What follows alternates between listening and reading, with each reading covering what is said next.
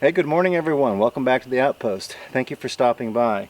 Well, today I'm going to jack up these posts and I'm going to put those plates in that I talked about the other day in the question and answer. What I've got in mind doing through some comments on the channel, and I have to say I really appreciate that.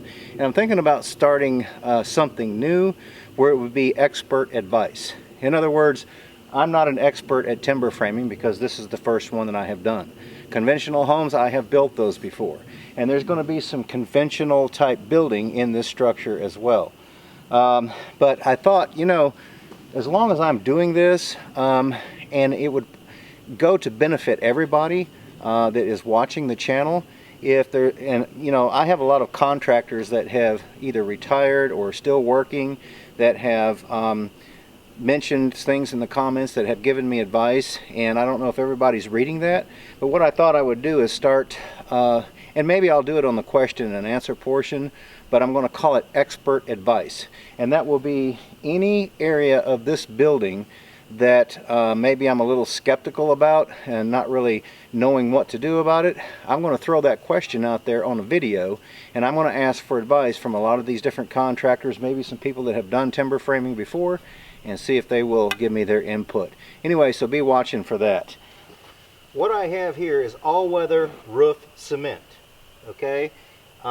It's tar. And what I'm going to do is I've got this brush right here, and I am going to coat the top and I'm going to coat the bottom of this. And then what I'm going to do is I'm going to cut out this felt right here, and I'm actually going to lay it or glue it basically to the top of this and to the bottom of it. Now, do I need to glue both or do I need to put the felt on both the top and the bottom? It was primarily suggested that I put it on the top because when I slide that aluminum plate in up underneath the steel plate, there may be some sort of reaction that takes place with those two over time, especially if the little galvanized portion is worn off that the aluminum is coated with. So if I put some sort of a barrier between those two, then there shouldn't be any kind of reaction happen between them. And also the bolt down there, if that aluminum touches the bolt, I'm actually going to coat around that as well.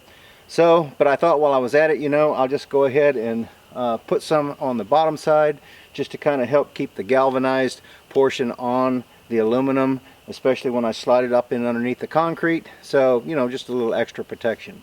Anyway, I'm going to go ahead and get my tools out here and get to jacking this first one up, and we'll see if we can't go ahead and get this post actually separated from the concrete where I won't have any wicking problems in the future.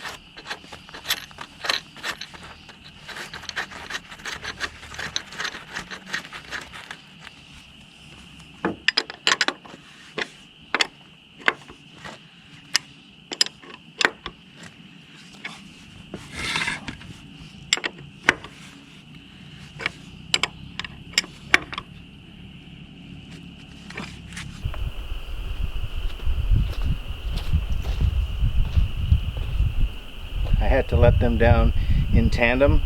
Otherwise, you know, what I wanted to try to avoid, that's the reason I used 2 jacks and not just one. I didn't want to have any shifting.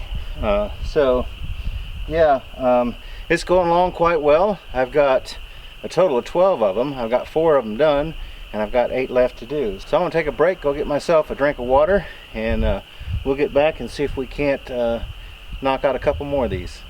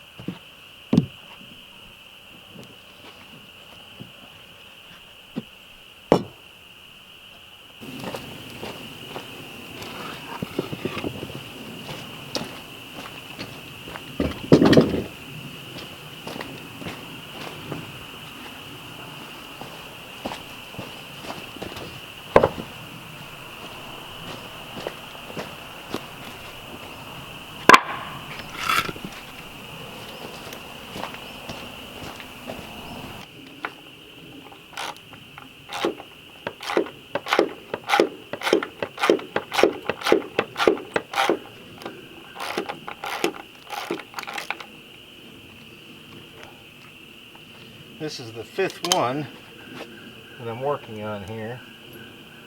It's actually working out pretty good with these 2 jacks because it actually jacks it up evenly. So I'm glad that I got the extra one.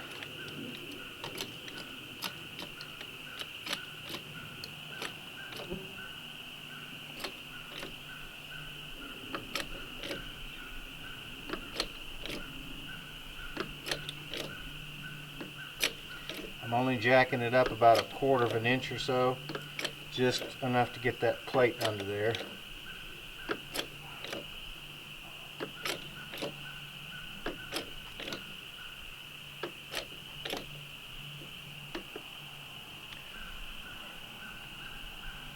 You can see I've got a lot of tar around where this aluminum might meet the anchor bolt.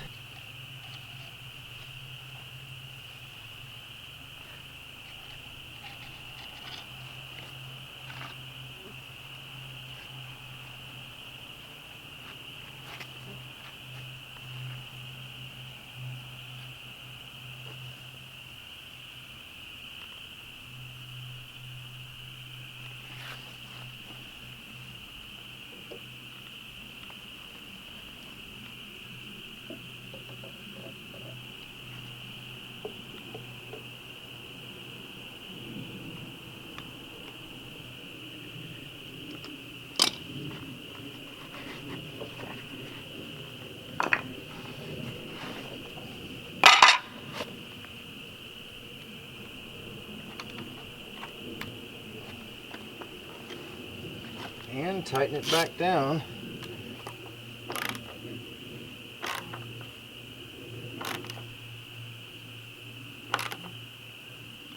What I intend to do with this bottom, at some point what I'm going to do is I'll take a sealer and I'm going to seal this on top of the charring that I've done, and then on top of that I will go around from about 12 inches down and seal all that with tar, and then even down onto the concrete. Remember that I've got a rock wall going in here, but that should hopefully take care of any moisture that I would actually have. But yeah, it's going quite well.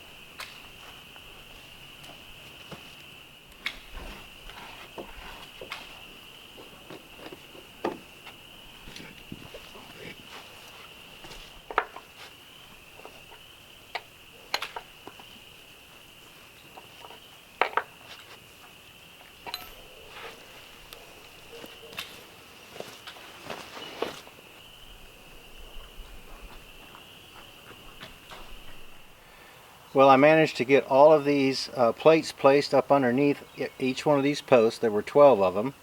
And again, what I did was I took that aluminum plate and I put tar on both sides of it, and I sandwiched it in some felt paper, and then slid it up underneath the post. And then I also put a bunch of tar around where it might meet that bolt. I kind of went up to the bolt and then I backed off a little bit, but I didn't have to raise it very far, only about 1/4 of an inch, and they all slid up under there and they all raised. I didn't hear any cracking or anything, so I was kind of concerned maybe about the pins that I had in there, if there was any slack in the mortise where the tenon went in, but I didn't hear anything. I jacked both sides up at the same time, and like I said, about 1/4 of an inch each one of them went in there. They're all installed now. This is what it looks like. So I'm real happy I received the comments on that about the post actually wicking from the concrete, because if I was going to fix it, right now is the time to fix it instead of later on. And they actually went up really easy with those two 20-ton jacks. So I appreciate all the comments that are coming in, and like I said, I'm thinking about starting a different kind of an edition, like Expert Advice or the Expert's Corner or something like that, where if I've got something planned I'm going to do in the future and I may have questions about it, I'll throw that out there, and all the contractors that are watching the channel, they can have their input on their past experience or things that they maybe have run into, and that way everybody can follow along, and we all can learn from people who have been in that type of business for years and years. So I think that's a good idea. Anyway, I've got that done. The next thing to do is I'm going to have to build some scaffold because the roof will be going on shortly, and then I will start working on the exterior siding. And once I can get that done and some of these outside walls framed up and that put on, then I kind of won't have to worry about the structure. I can actually go back in there later on, work on the floors, the interior walls, the tongue and groove up on the ceiling, and so on and so forth. But anyway, hope you enjoyed that little video. Everyone take care, have a great afternoon. We look forward to seeing you back up here at the Outpost in the future.